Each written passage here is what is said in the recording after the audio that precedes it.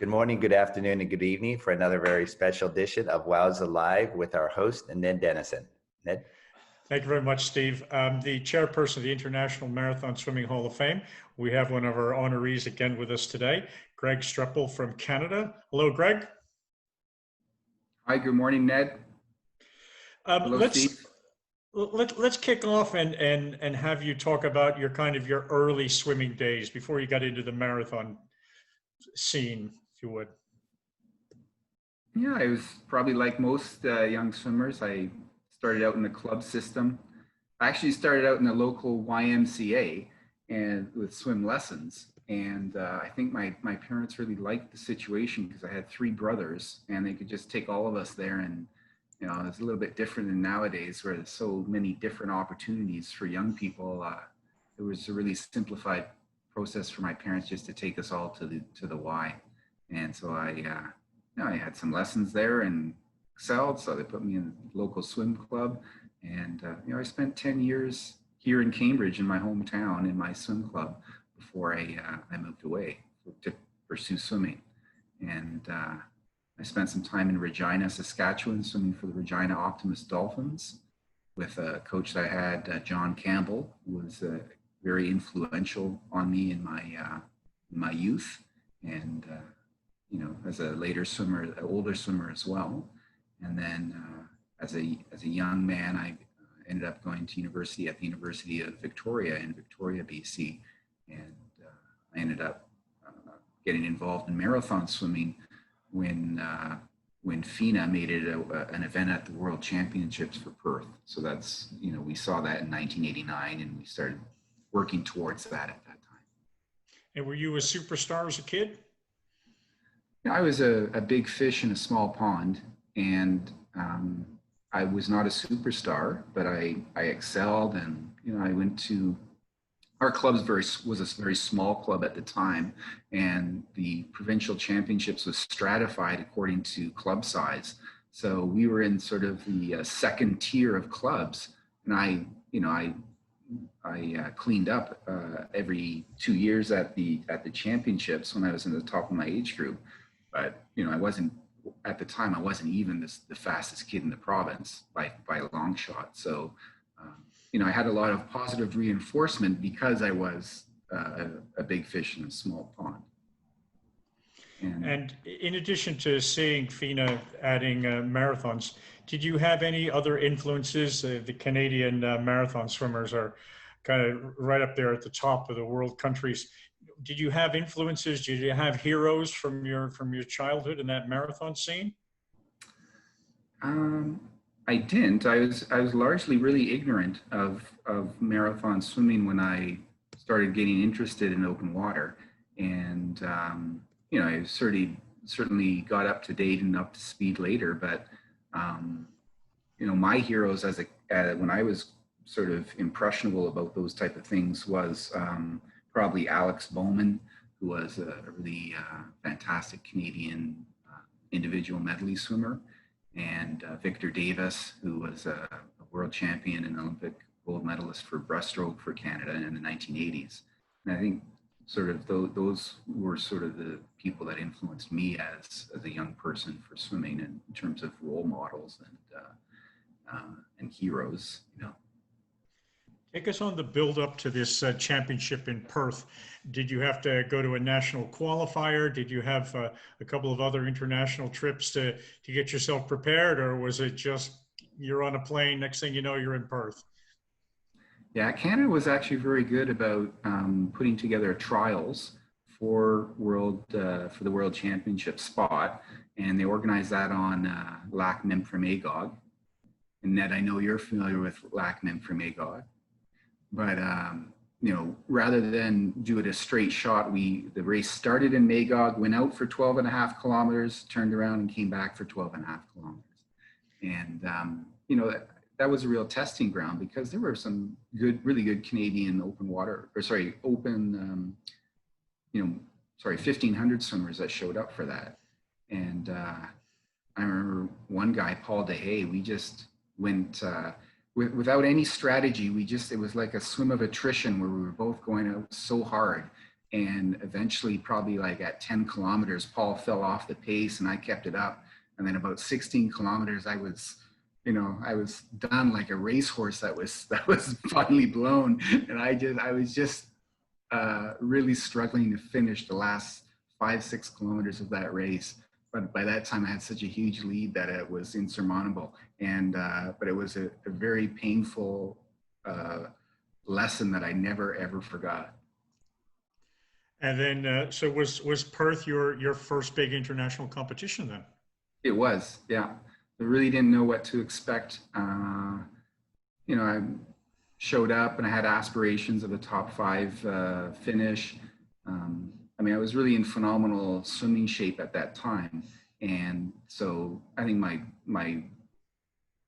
my hopes and dreams for that particular race were well founded. I mean, I think a medal or top 5 position was sort of within my grasp, but the race didn't unfold and I didn't swim it just out of lack of experience on how to manage those type of things very, very well.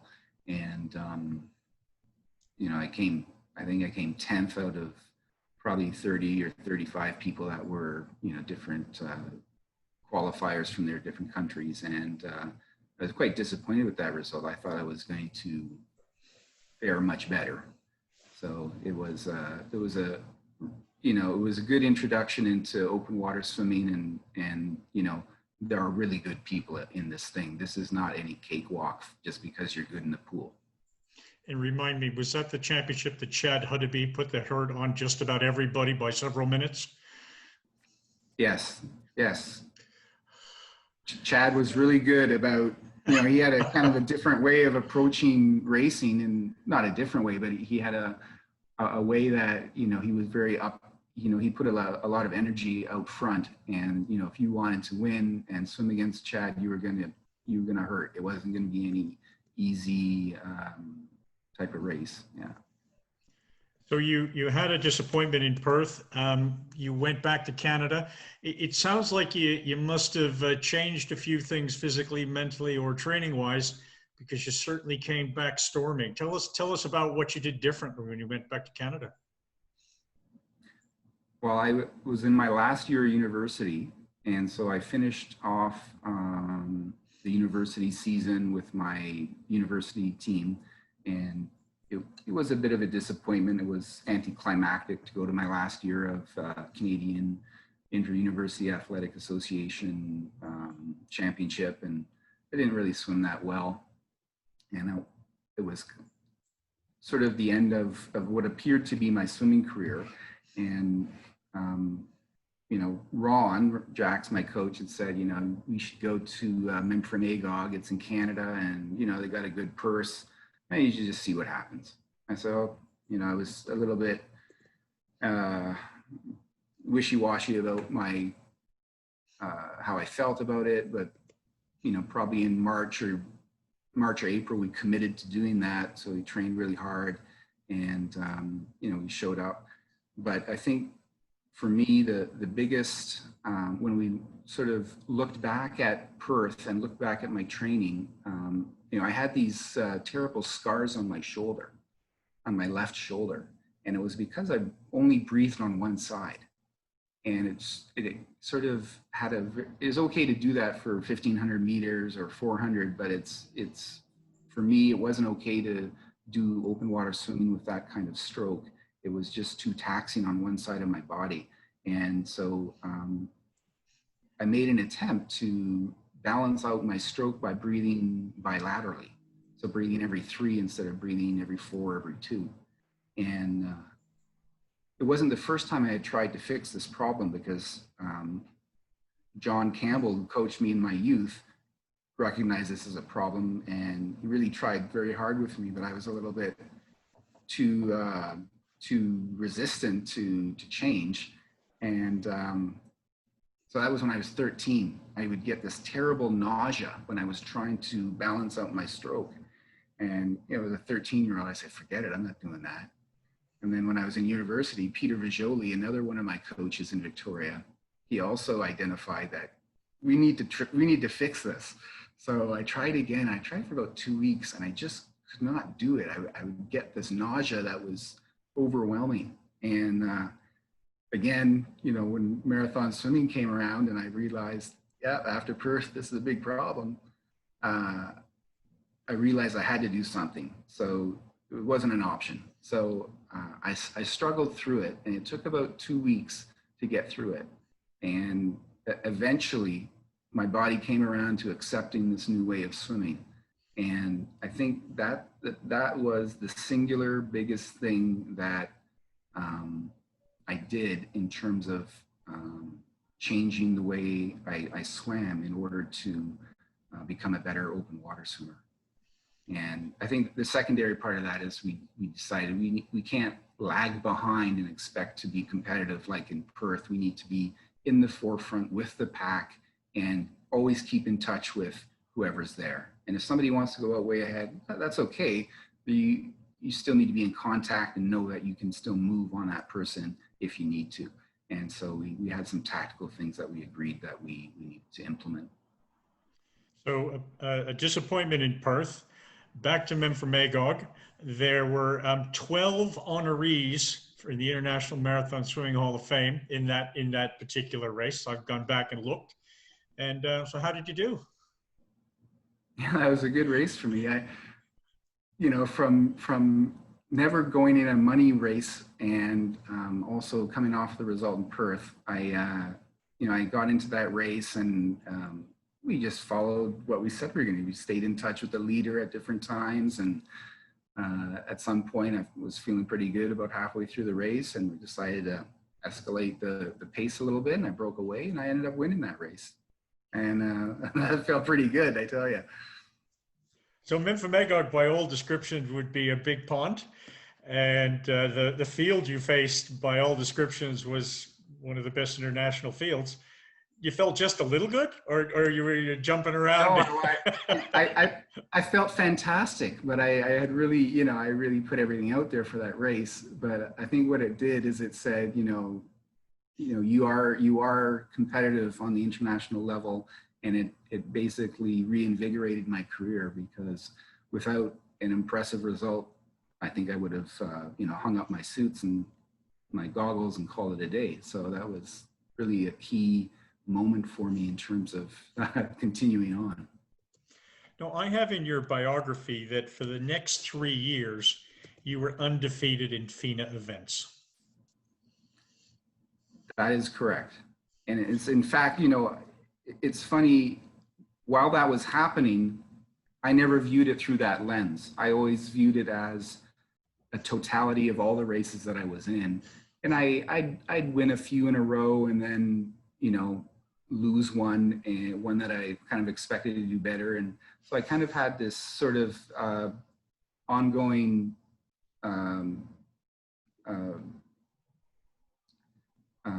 introspection of my own worth in the way that I was doing these races. And I tended to focus a little bit on some of the negative races instead of the totality of all the good races. And it was only after I stopped swimming and many years later, Jax said, listen, you know what, you never lost a FINA race after Perth. And I reflected on that, and I realized, yeah, that's true. And for Ron and I, because of the importance that we attributed to FINA and the World Championships, we really prioritized a lot of those races for the FINA races. And a lot of the professional races were there to, you know, probably make some money, get some prestige, but really the goal was always the FINA races, like the, you know, for me in Canada, our races were world. So Greg, we were talking about your FINA career after Perth, and undefeated in FINA events, which is an amazing accomplishment in statistics. We talk about people like Paul Asmuth. We talk about John Kinsella, the machine, and here we've got Greg undefeated in FINA. Take us to Argentina, Santa Fe, Coronda, And I've got those statistics in front of me here. You had so many scalps already on your belt from Memphremagog. In 1994, you beat 11 honorees. In 1995, you beat 9 honorees. Tell us about going to Argentina. Tell us about the crowds. Tell us about the experience. Tell us about what you did with all those scalps. Well, it's funny you're talking about the crowds in Argentina, and I started thinking about it, and then the hair on my arms just started, standing up on edge. I mean, those were some fantastic experiences, and go from a background of open water swimming and Memphremagog, the organization there was superb, and the people that came out and cheered us on was fantastic. And from there, my coach said, "Oh, we heard about these races in Argentina," and he said, "Like, why don't we check this out and go down there?" And I said, "Yes, let's do that." And so we boarded a plane and went to the other side of the world. And I didn't really know much about Argentina. I had sort of some vague recollection of it in a conflict in the 80s, and I didn't have a perception about what the country was all about. And this was before the internet, so you have to go to a book to get information. And it was we landed, and it must have been about 35 degrees Celsius, almost like 105 degrees. And coming from the depths of winter in Canada to that time, or to that temperature change, it was quite a shock. And this was also happening at the same time that there was a big hole in the ozone. And, I knew that I was going to fry in that weather. So we were taking full sun precautions, and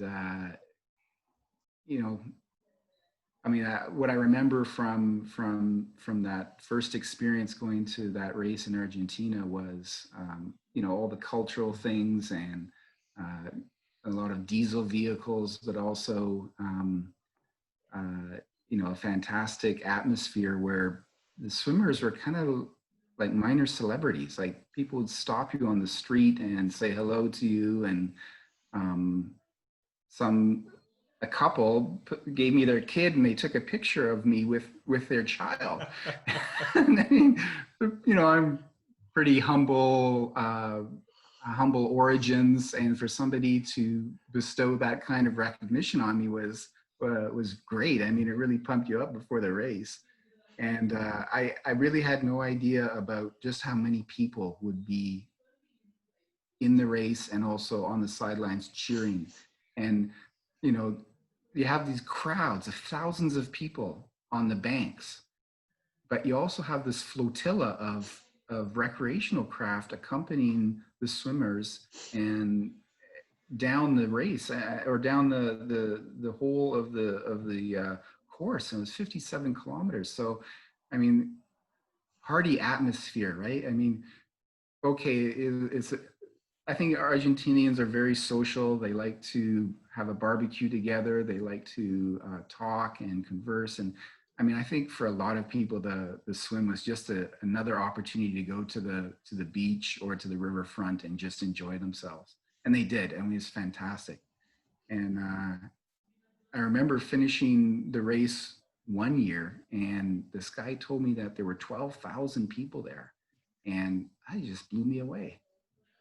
And crowds and crowds, throngs of people at the end of the race.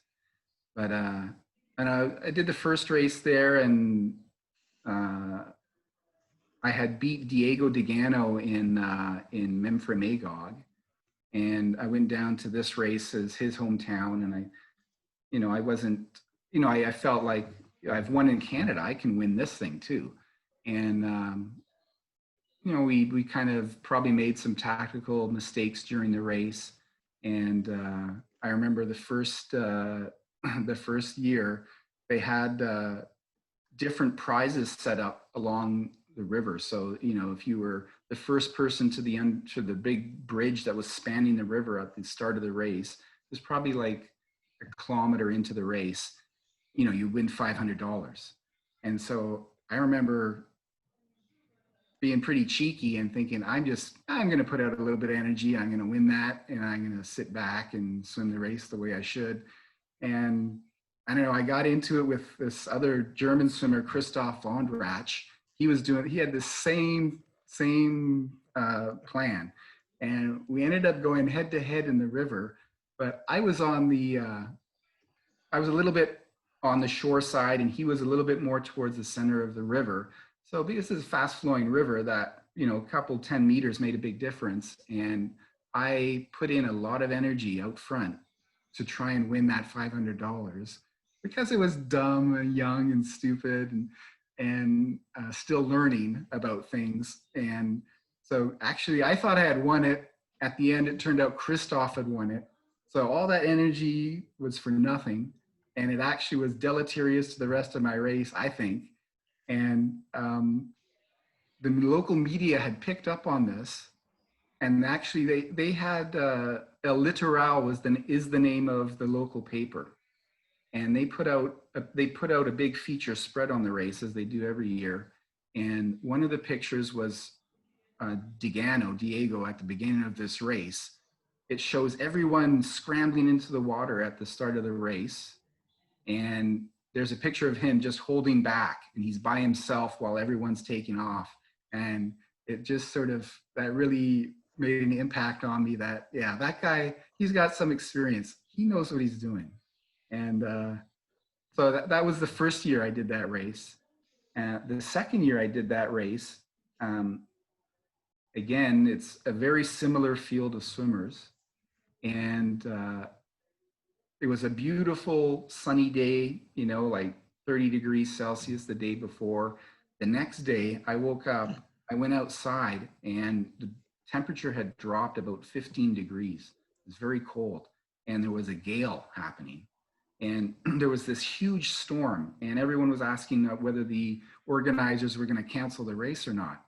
And of course they're not going to, because it's a huge feat to put it on, and to have to try and do it the next day would be disaster because everyone's got the rest of their lives to do. And so the race went on and it was a crazy storm. The water was way cooler.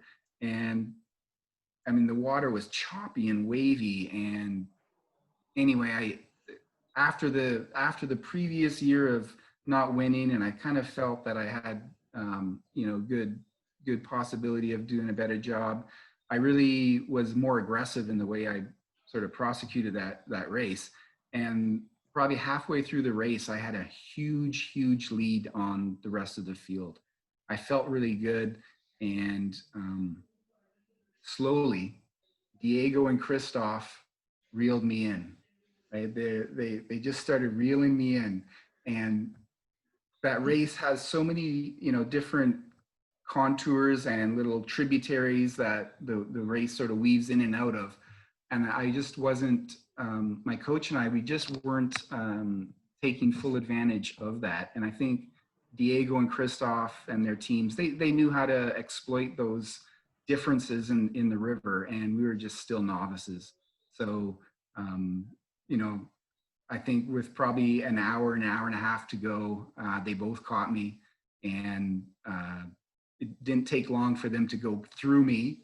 And then towards the end of the race, I finished, and there was there was Rautemann, who was the provincial or the state governor. He was a Formula One driver in the 70s. So he kind of likes sport, and he was there and he greeted people after they finished the race. And so I met him, and then Carlos Menem, who was the president of Argentina at the time, was also there. And so I greeted him. And so it's kind of memorable to meet those guys. But at the same time, I thought, that could have been me who won that race. And instead, again, Diego had won that race. And actually, Diego and Christoph, I think they had touched together in that race. But so that set me up for the third year that I went down there. And I think part of the things that I could have improved for the preparation of those two races was to get down there a little bit earlier, because of the temperature difference and a little bit of a time change coming from West Coast to down in Argentina. It was a couple of time change, probably 4 or 5 different time zone changes. And so I went down there a week early, and just to acclimatize myself a little bit better. And I think I certainly by that time, that was probably the best shape of my life. And I really, really wanted to win that race. And so we're very tactical with the way we did it. We stayed with those guys, and it was only towards the end of the race, the last 2 hours, that I thought, okay, now I'm going to go, because we knew what to expect the last 2 hours, and we had sort of let those guys stay with us to sort of get through some of these trickier areas.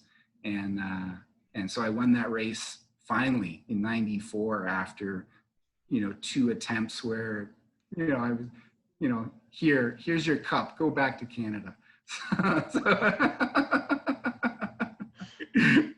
The wrong end of the podium, in other words, taking third. That's right. But I mean, not to detract from the fantastic experiences that I had both those times. Up on the podium with throngs of people who are really genuinely excited and happy for the fact that you did this race. Yeah, we had that race is just so amazing because I mentioned the big storm. Every year, the same group of guys that I was there would get on a platform barge, and they'd be dressed up in sort of South American gear like the Brazilian dancers, and they would play their instruments and just entertain this throng of boats that was around this flotilla. And at some point, because of this big storm, their platform, their barge got tipped over. And I felt so bad for these guys at the end because I saw these instruments floating by towards the end of their race, a drum set and some other pieces. And it's like, oh, I guess those guys have had a rough day too. Yeah. So after your second victory in Argentina, were people coming up, giving you the baby and making it clear it was your baby to keep? No, it wasn't to that effect, but I'm sure there was more than a few Gregorios named in the following year. Fantastic. Take us then on to your repeat for the World Championship. You were going to Italy in 1994. I think your confidence must have been probably higher than it was for Perth, but you had a little bit more knowledge to back it up. Tell us about the trip to Italy, the preparations, the actual swim. Yeah, I was, you're correct. I had much more preparation under my belt for the World Championships in Italy in '94. And I felt really strongly that I needed to be in a medalist, and I knew I was a really good contender. But when I looked at the field, I thought there's a lot of good swimmers in here. And, I looked at guys like Hans van Goor from Holland, Christoph from Germany, Lacat from France, Dario Taraboy from Italy, and Chad Hundeby and the other Americans were going to be there, the Australians. And I felt like this is a really deep field. These guys have a lot of experience. They're fast. They're not, people who are incapable of turning on the jets when they want to. And so I knew that I had to be at my best. And, I had won that race in Argentina, and I came back the following year and won that same race again. And I had won the race in Argentina, but then there was another race in Hernandarias, Paraná, another river race, and I had won that a week after the race in Argentina, in Santa Fe Coronda. So I felt I had a lot of confidence going into the summer. And the previous year in Italy, I had won this sort of pre-World Championship FINA race. And so I also felt very good because of that. And, there was a race in Argentina or in Italy that ran for a couple of years that was on the Italian Riviera coast. And it was kind of like the Tour de France in some ways, in that it was smaller races that were done over a number of days, like 5 or 6 days. And then there was always a cumulative total of how, they would score and give points for that. And I had won that in 93. So I went back there in 94, and, it was a period of time where I was doing a lot of heavy training, and Ron Jacks, my coach, said, well, we're not going to rest for this. We're just going to go. And, I had this expectation that I was still going to win, but I didn't do very well. I think because of the way the race was structured, there were only 2 legs that year rather than 6. And, I was really tired. I was in the middle of heavy training, and everyone else, it seemed, was ready to go. And I think Chad Hunneby was there, and he put the hammer down on one of the races, and I just couldn't go with him. And so that was a real big eye opener and a big reality check for me heading into World Championships, that, don't be cocky, don't be overconfident. You just got your behind handed to you by not just one person, by a field of people. So, just more reinforcement that, I had to be on my absolute best going into World Championships in Rome. So, we did continue to train really hard over that summer. Went to Vancouver a number of times and trained at a pool there. It's called Kitsilano Pool. It's the longest pool in Canada. It's like 137 meters long. It's right on English Bay. And it's a fantastic place to people watch and to train. And towards the end of the summer, we went there again, and Ron wanted me to swim in English Bay. And, the temperature there was probably like 68 or 70 degrees Fahrenheit, and it was doable, but I had developed some problems with my hip flexors, which I attributed to cold water swimming, and it was always worse in cold water swimming. And I didn't want to aggravate these injuries before going into World Championships. And Ron, because of his nature, he was really insistent that I do the training the way that he wanted me to do the training. And so we had quite a large disagreement over whether I was going to get in and swim in the bay or not. And so it was, in the end, I absolutely refused. I drew a line in the sand and said, I'm not doing this. And it really kind of created a lot of friction in the relationship going into World Championships. But, we finished off our preparation, excluding the swims in English Bay. And I felt pretty good about swimming in, heading into the World Championships. I remember Christoph Vondrach, who I considered him a huge competitor out of my peers.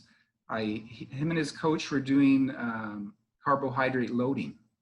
So they had this strategy where they were going to do some really hard swimming a few days before the race, and then do carbohydrate loading as a way of sort of priming the muscles. And I don't think that strategy has been shown actually to be that effective in studies, but at the time it was sort of one of the things to do. And I remember watching Christoph, and he was doing this hard swim at this pool that a lot of swimmers had access to, but he was doing it during a public swim. So there's like kids floating around like public swimmers, and he was doing his swim, and it was a 25-meter pool, and he was going like 101s, 1 minute point, 101, 101, 101, 1 minute point. And I thought, holy crap. When I did pool swimming, that's as fast as I could go in a pool for 1,500 meters. And here he's doing that in an outdoor crappy pool during a public swim. So, it was another sort of strong influence saying, you've got to step up. You've got to put your best out there. It's going to be no cakewalk. And so So I remember this race, preparing for the race, and I can honestly say, out of all the races and competitions and other stressful situations since then, that was the most anxiety that I've had to deal with, was an hour before the race, thinking about the race. Just trying to take it calm, be easy. My good friend and teammate Kim Dyke came up to me about a half hour before the race, and we said our well wishes to each other, because this is a big race for Kim as well. And I felt reassured by Kim's presence and our exchange of greetings at the time. And then the coaches were all getting ready to go on their boats and get out of there. And Ron came over, and I was on the ground trying to relax and loosen up. And he just looked me in the eye and he said, "You've done all the training. You're ready. Let's have a good time today." And it was a very empowering kind of thing for him to say, because we had this friction going into the race a little bit. And so that was sort of the last piece that I think I needed in order to have a really good day. And so the race proceeded, and I remember there were so many swimmers in this race that I don't know how many men were there. I think 40 or 50, something like that. And a lot of the races I had done were smaller numbers of men, but there were a lot of people there. And in Perth, I remember, I sort of, the first 5 or 10 minutes of the race, I was just so congested, and I was sort of having to swim and make room for myself with all these other people who didn't really know very well how to swim an open water race or start an open water race. And I remember that. I just thought, I'm going to go to the outside, and maybe it's a little bit longer. That's okay. I'm going to avoid that congestion. The 5-hour race, I don't need to be mixing it up physically with anyone at the start of the race. And the race started, and pretty soon there was sort of a ball of guys, maybe 20 guys, and they were all swimming together. And the FINA officials weren't calling anyone on a 3-meter rule, because the idea was at the time that you had to have distance between everyone. They weren't calling it. And I thought, I'm on the periphery of this ball, and they're all swimming together, enjoying the benefit of that, and I'm trying to observe the rules. And I just shrugged my shoulders when I realized nobody was enforcing it. And what I did was I dropped back and I went right behind the ball. And I sat there for probably about half an hour. And in my mind, I don't know if it was true or not, but in my mind, I felt, I'm going to let these guys tow me. And so I did that. And I think, Ron had picked me up. He'd spotted me, and I could see him. And he just sent me a note, and he said, Van Goor, plus 20. So that was our signal that, how we needed to communicate with each other in order to stay in touch with the leaders. And I realized that people are moving away from this bigger pack, and they're starting to spread out a little bit. So I went with this pack, and this sort of pack of 20 guys got winnowed down to about 10. And from there, winnowed down to 4. And at one point, Christoph Vondrach took off, and it was the make or break moment for the race for me. I said, I can hang back and be with these other guys and probably set myself up for a medal. But if I want to win the gold, I have to go with Vondrach. So I did. And the two of us swam together for about, it seemed like an hour and a half or 2 hours towards, the middle third of the race. And then probably with an hour and a half to go, I thought, now is the time that I have to drop the hammer, because I sensed that Christoph was falling off the pace a little bit. I probed him a little bit, and, he'd go with me, but he was lagging a little bit. And I thought, now, this is the time to go. And so probably an hour, 15 minutes left in the race, I tried to drop the hammer as much as I could. And so I broke Christoph, and then, he faded a little bit, and the Russian and Alexei Akatiev was coming up, and David Bates from Australia was coming up, and Ron was just giving me these messages through the whiteboard saying, you've got 50 meters on these guys, 60 meters on these guys, 70 meters on these guys. And then I was really feeling quite good at that point, and then it stopped. And then Ron was giving me these messages like, okay, you got 50 meters, you got 60 meters, 50 meters, 60 meters. So I felt like, okay, we've hit some kind of, equilibrium where he's going the same speed as I am, but he wasn't catching me. And I just pounded towards the finish line. And I think we got very close to the finish line. And from my perspective on water level, I couldn't really see where I was supposed to go, because I just saw this multicolor sea of images, like of these people on the shore. And so I really wasn't sure exactly where to go to finish that race. So I got some direction from Ron, because the last couple hundred meters there were no boats allowed. And he just said, go that way. So, okay, I went that way, and I couldn't pick out the buoy, the finish buoy, until, probably within the last 200 or 300 meters. But it was a fantastic feeling. I mean, the culmination of all those years of work and all the disappointments and all the victories all coming together to, coalesce for that big prize that was the goal for so many years. And that was a fantastic feeling. Is it true you told Christoph there was a $10,000 reward for the first one to get to 17K? Yeah, good one. Greg, you retired fairly early after this incredible string of victories. What was the motivation behind it? Were you injured, or was it time to get on with life? I think a little bit of both. I had developed some problems in my wrists. I had tendonitis in both my wrists that the following year after World Championships at Pan Pacs really gave me a lot of trouble. And I had this sort of hip flexor problem also. And I felt like at that point, I recognized that I didn't think it was going to be an Olympic sport anytime soon. And I'd kind of finished my school, and I recently got married. So there were a lot of things that were pointing me towards saying that was probably a good time to end it.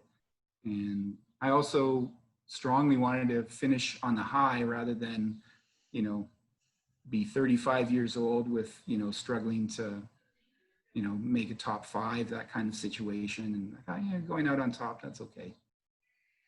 I see in the published results that about 20 years later, you stormed the field at a race that no one's ever heard of, Rise It to Turkey Point. Oh, yeah. Now, how many honorees were in that race, Craig, that you won? Well, that race, I've been going to that race for 5 years, and it's a race that's meant to support, it's a charity race that supports kids with cancer who are going to summer camp. And it's a local charity race. The organizers of that race have done a fantastic job in promoting it. They've raised, I think, over $200,000 for this camp over the years. And they started off with a 3.8 kilometer swim, and then they expanded it and offered a 1K swim for kids and people who don't feel comfortable to do a longer swim. And then they added the 10K. It's always a little bit hesitant to do the 10K. But I'm kind of like a little bit older. I don't mind just doing the 4K. That's okay. But I thought, don't be such a wimp. Don't be such a wuss. Go out there and do the 10K. So that's what I did that year. And, it was a real struggle. I tell you, it really taxed me a lot, but I was happy to finish it. Actually, it was good. So we've reached the end of our time, and I want to thank you very much. I will send you details of a 10-mile race. It's only a little bit further. It's time for you to pick it up now and set some proper goals. But Greg, thank you very much for sharing your thoughts and memories with us. Well, Ned, thank you for your time. It was a real pleasure meeting you face to face, and thank you for all the nice comments you said.